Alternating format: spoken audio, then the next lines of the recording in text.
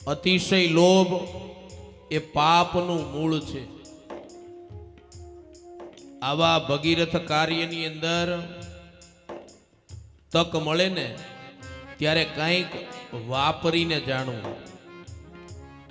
ભગવાને તમને આપ્યું છે તો ભગવાન તમારી પાસે પણ એવી અપેક્ષા રાખે છે કે તમારા દ્વારા બીજા રાજી થાય. કરકસર જરૂર કરજો પણ લોભ નહીં કરતા, સંતોષ રાખજો. એક શેઠ હતા, એટલા બધા લોભિયા શેઠ, એટલા બધા લોભિયા કે એની વાત જ જવા દે.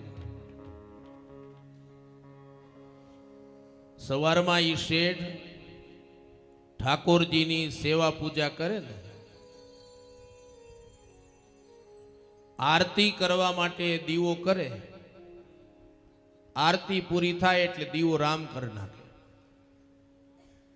શું કામ? કે મોંઘા ભાવનું ઘી થોડું બળાય. આટલા બધા કંજૂસ.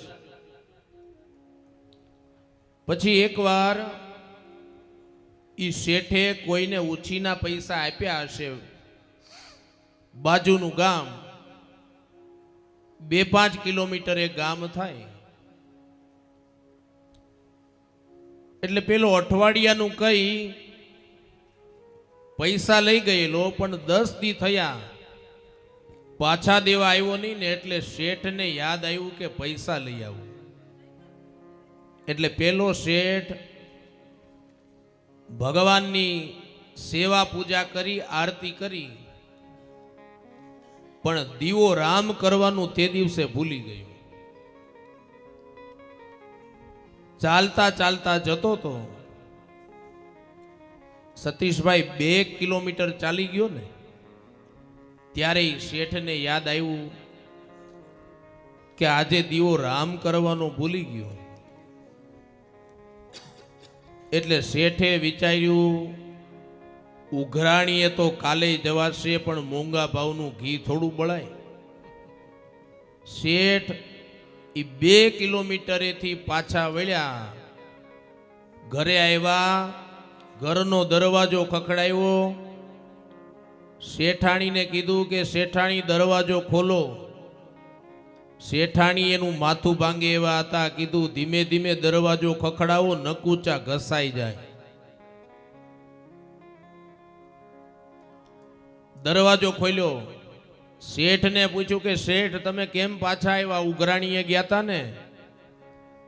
અરે શેઠાણી, પૂજા કરીને દીવો રામ કરવાનું ભૂલી ગયો. ઉઘરાણીએ તો કાલે જવાય, કાંઈ મોંઘા ભાવનું ઘી થોડું બળાય. ત્યારે પેલી શેઠાણીએ કીધું કે તમે શેઠ તો હું શેઠાણી જેવા તમે બહાર નીકળ્યા ને, દીવો મેં રામ કરી નાખ્યો.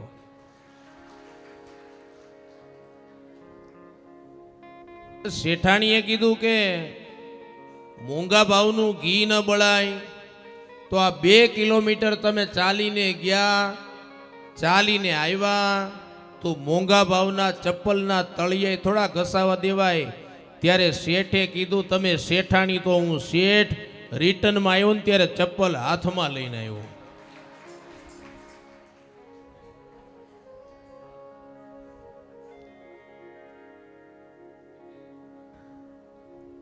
આટલો બધો લોભ નહીં કરવો. કથા ઉપદેશ કરે છે. યાદ રાખજો સજ્જનો, જીવનમાં તક છે ને અમુક વાર જ મળતી હોય છે. ભગવાને આપ્યું હોય ને તો વાપરી જાણવું. લક્ષ્મી વાપરવાથી જ વધે છે. પડી પડી લક્ષ્મી ક્યારેય વધતી નથી. તમને એમ થાય કે શાસ્ત્રીજી તમે કહો છો લક્ષ્મી વાપરવાથી વધે, આવા સત્કર્મ કરવા, તો મને કહેવાનો અધિકાર છે, કારણ કે આવકનો 10મો ભાગ આજની તારીખે પણ હું કાઢું છું. એટલું જ નહીં, અમારા પરિવારની અંદર પણ દર વર્ષે કંઈક ને કંઈક સત્કર્મ થાય. અને 1 વર્ષ પહેલા જ અમારા પરિવારે સોમનાથમાં ભાગવત કથા પણ કરી હતી. એટલે અમારે પણ આવું બધું જરૂરી છે. માત્ર વ્યાસપીઠેથી જ્ઞાન આપવું નહીં, પહેલા એનું અનુકરણ કરવું અને પછી સમાજને કહેવું એ અમારી ફરજ છે. એટલે જીવનમાં સંતોષ રાખવો અને રામકથા અનુસાર છેલ્લી 9મી ભક્તિ એટલે સ્વભાવને સરળ રાખવો.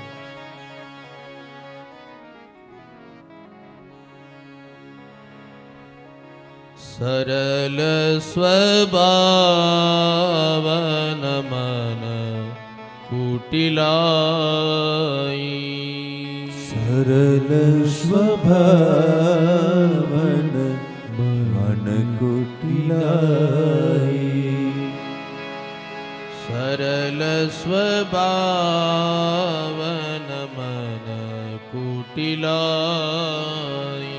ઓ સરલ સ્વભાવન મન કુટિલાઈ, જથા લાભ સંતોષ સદાઈ, જથા લાભ સંતોષ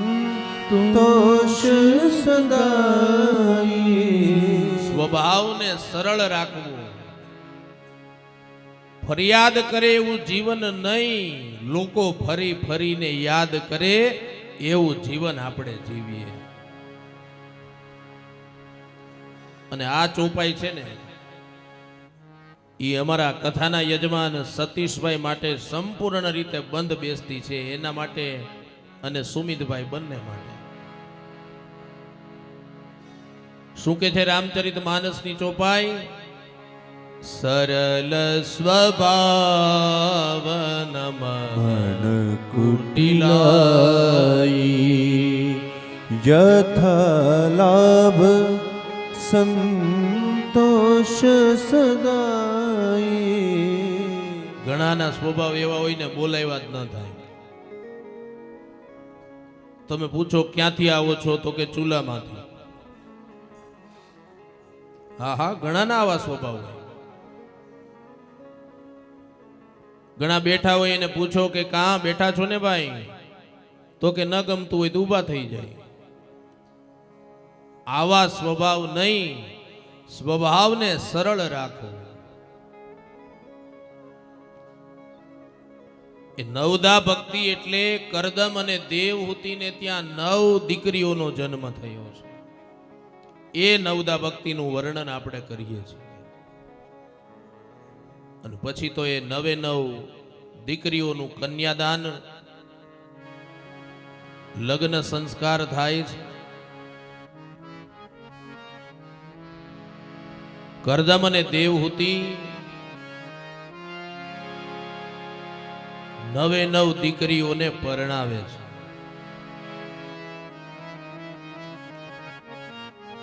લગ્નની તમામ વિધિ શાસ્ત્ર મુજબ પૂર્ણ થઈ. કરદમ અને દેવહૂતિએ એક સાથે 9 દીકરીઓને પરણાવી. અને હવે સમય આવે છે કન્યા વિદાય. બધા કરદમ ઋષિને ગોતે છે.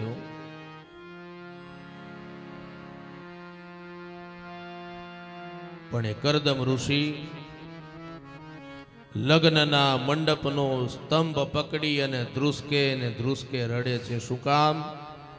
આજે એક સાથે એના આંગણેથી 9 દીકરીઓની વિદાય. એક દીકરીની વિદાયને આપણે જીરવી નથી શકતા સજ્જનો. આ તો 9 દીકરી. અને કરદમ ઋષિ બોલ્યા છે. શું બોલ્યા?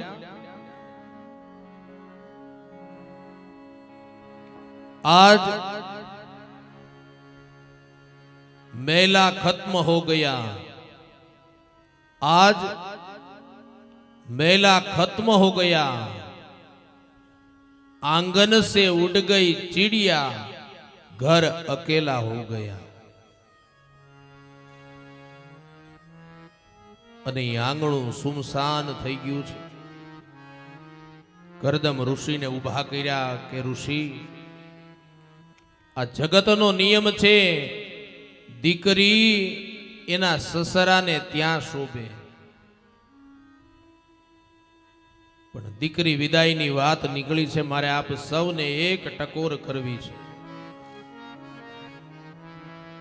દીકરીની મહત્તા આપણા શાસ્ત્રોએ બહુ મોટી ગાઈ છે. દીકરી વગરનો બાપ અધૂરો છે. ભગવાને તમારા જીવનમાં દીકરી આપી હોય ને તો તમારા જીવનને ધન્ય માનજો, ભાગ્યશાળી માનજો. કથા તો એવું બતાવે છે સજ્જનો કે જેને દીકરી નથી આપીને એ તુલસી વિવાહ અથવા તો આવી ભાગવત કથા થતી હોય ને એની અંદર કન્યાદાન કરે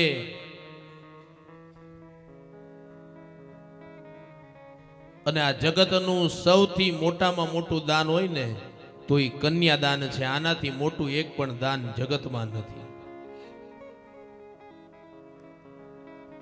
દીકરા સે દીકરી ભલી જો સતવંતી હો,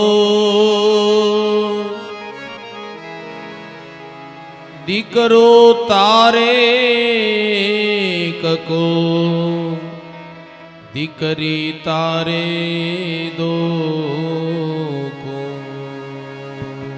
દીકરો તારે એક કુળ, દીકરી તારે બે કુળ. દીકરી એ બબે કુળને ઉજાગર કરે છે. એક પિતાના કુળને અને બીજું સસરાના કુળને.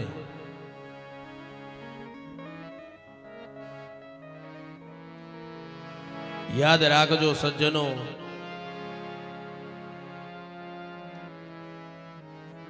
દીકરી છે ને એ બાપનું હૈયું છે, દીકરી બાપનું હૃદય છે. ગમે એવો પિતા મજબૂત હશે પણ દીકરીની વિદાય થતી હશે ને ત્યારે એની આંખમાંથી આંસુડા નીકળે નીકળે ને નીકળે. જે દીકરીને ખભે બેસાડી અને બાપે આ દુનિયાની નદી બતાવી હોય કે બેટા આને નદી કહેવાય, એ જ દીકરીની વિદાય વખતે બાપની આંખમાંથી નદી રૂપી આંસુડાની ધાર વહેતી હોય છે. કાળજા કેરો કટકો મારો, આજ ગાંઠથી છૂટી ગયો.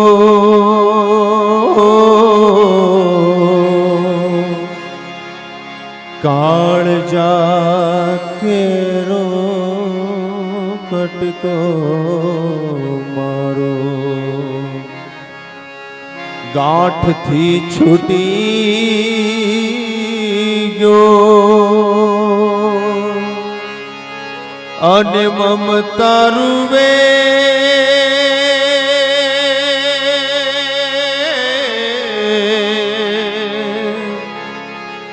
આ મમતા રૂવે જેમ વેળુમાં વીરડો ફૂટી ગયો.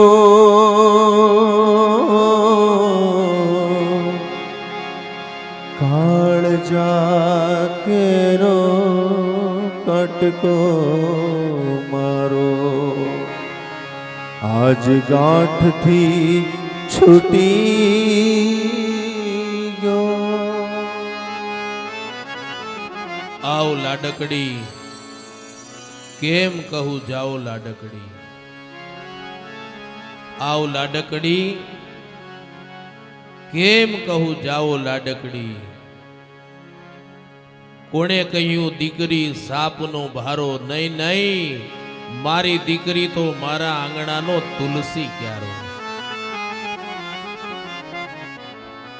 યાદ રાખજો સજ્જનો, દીકરી વગરના ઘરની અંદર, દીકરી વગરના ઘરની અંદર અવાજ હોય પણ કલરવ ન હોય. દીકરી વગરના ઘરની અંદર અવાજ હોય પણ કલરવ ન હોય.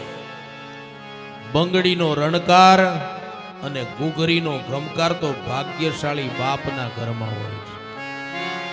લૂંટાઈ ગયો મારો લાડ ખજાનો,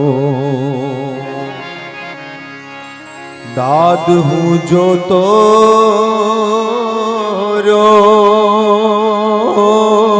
લૂંટાઈ ગયો મારો લાડ ખજાનો, દાદ હું જોતો રહ્યો. અને જાન ગઈ જાણે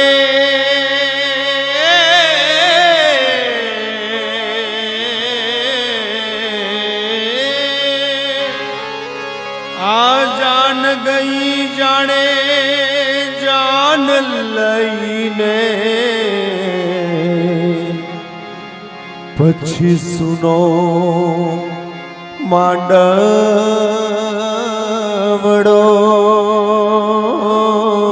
કાળજા કેરો કટકો મારો, આજ ગાંઠથી છૂટી ગયો. દીકરીને સાચવજો, એનું જતન કરજો. દીકરી છે ને આપણા આંગણાનું મહેમાન છે. 15 વર્ષ 20 વર્ષ 25 વર્ષ થશે એટલે દીકરી એના સસરાને ત્યાં જતી રહેશે. અને જે અધિકાર દીકરાને છે ને એ તમામ અધિકાર દીકરીને છે. દીકરી એટલે શું? દીકરી શબ્દના અર્થને તમે સમજો. દી એટલે દીનતા, ક એટલે કરુણા અને રી એટલે રિક્તા. આ દીકરી શબ્દનો અર્થ છે. એક કથા મારે કરી અને કથામાં આગળ વધવું છે. દીકરીની મહત્તા બતાવું તમને.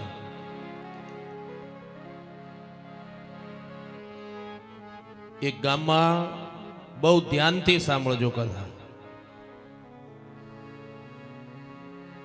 દીકરીના પિતાનું અવસાન થયું.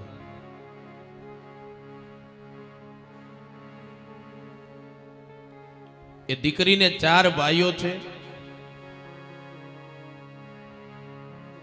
પણ દીકરી તો એના સસરાને ત્યાં છે. દીકરીને તો કહેવાય નહીં કે પિતાનું અવસાન થયું છે. દીકરી ભાંગી જાય. એ દીકરીને ફોન કરવામાં આવ્યો, બેટા પિતાની તબિયત નથી સારી એટલે તું જલ્દી કપડાં લઈ થોડો સમય રોકાવાય એવી રીતે તું આવ. દીકરીએ કપડાનો થેલો તૈયાર કર્યો છે. એની અંદર પોતાના ઘરેણા મૂકી દીધા. શું કામ? દીકરીએ વિચાર કર્યો, મારા પિતાની તબિયત વધારે ખરાબ હોય, મારા ભાઈઓની પાસે પૈસા ન હોય અને કદાચ પૈસા થઈ રહે ને તો આ ઘરેણા વેચીને મારા પિતાની સારવાર કરાવશે.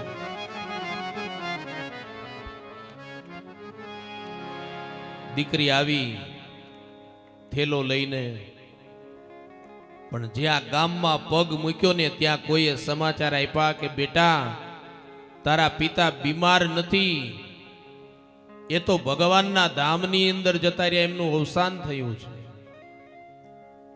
અને દીકરી ભાંગી પડી, અતિશય રુદન કર્યું, પ્રકૃતિ રડવા માંડી છે.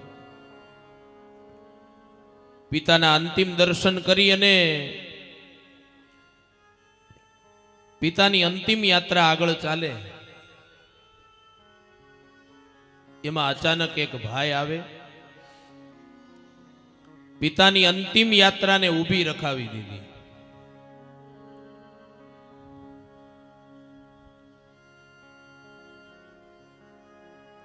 અને પેલા ચારેય ભાઈઓને બોલાવી અને કહ્યું કે જેની અંતિમ યાત્રા લઈને તમે જાઓ છો ને,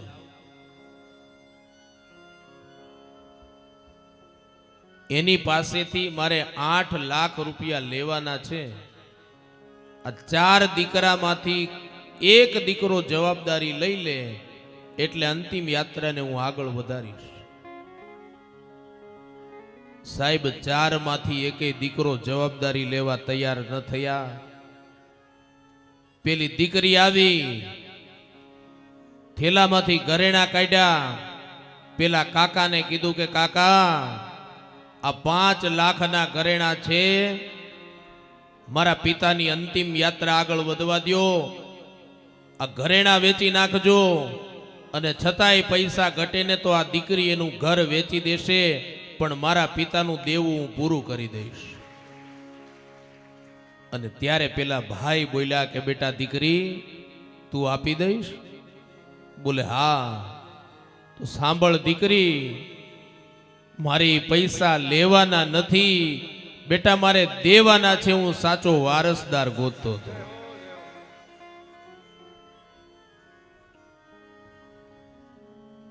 અને હું ગર્વ સાથે સાહેબ કહું છું,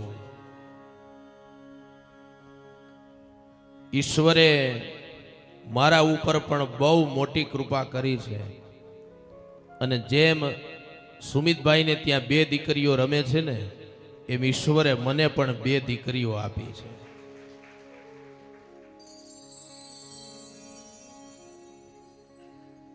દીકરી મારી લાડકવાઈ,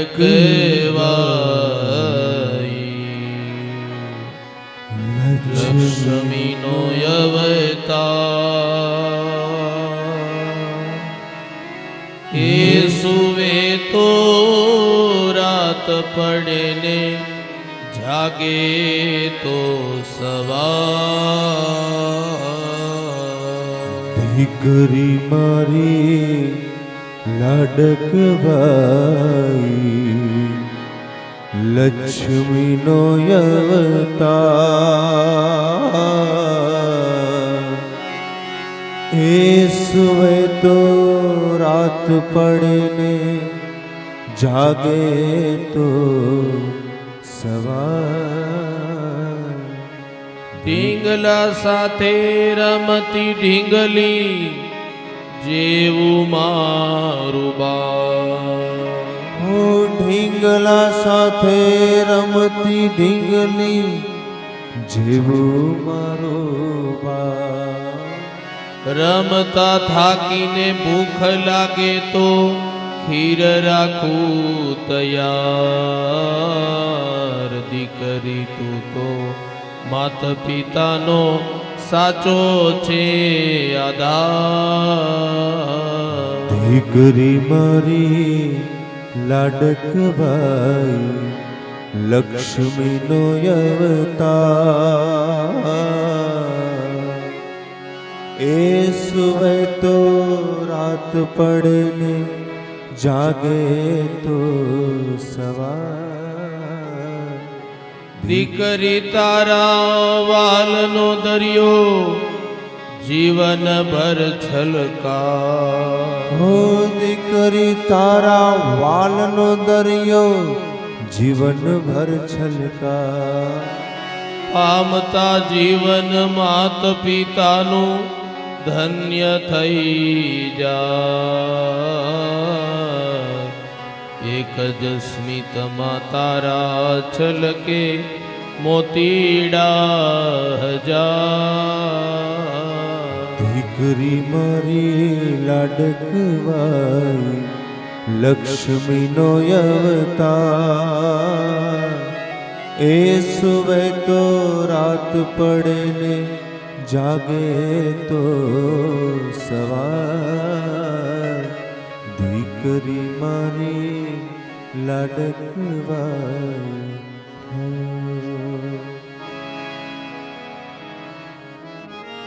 દીકરીનું જતન કરજો, સાચવજો.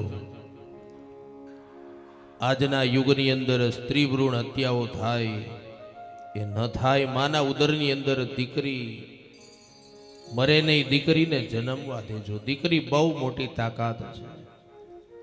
કરદમ અને દેવહૂતિએ 9 દીકરીઓની વિદાય કરી છે.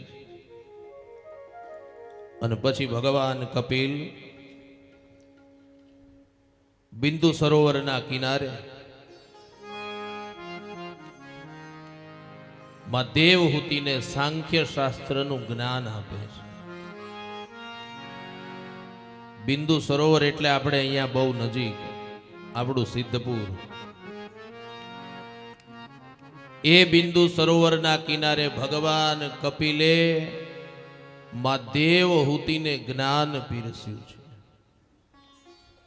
જેને કપિલ ગીતા તરીકે ભાગવતમાં ઓળખવામાં આવે છે, સાંખ્ય શાસ્ત્ર તરીકે ઓળખવામાં આવે છે.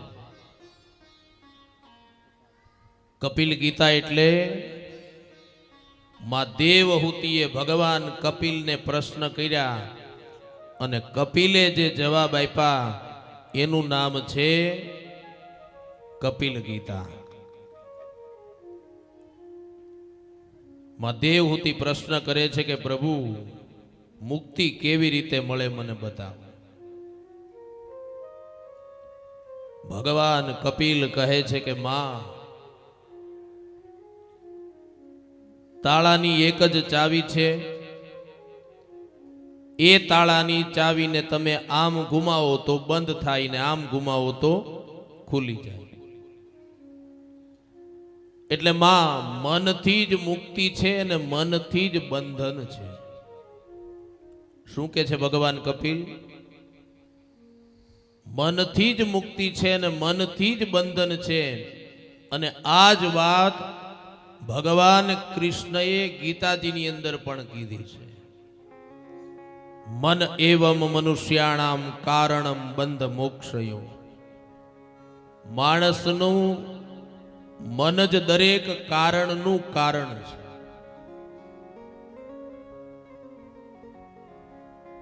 એકવાર જો મનથી ઈશ્વરના મનની અંદર આપણું મન સ્થિર થઈ જાય ને, તો યાદ રાખજો સજ્જનો, મુક્તિ દૂર નથી.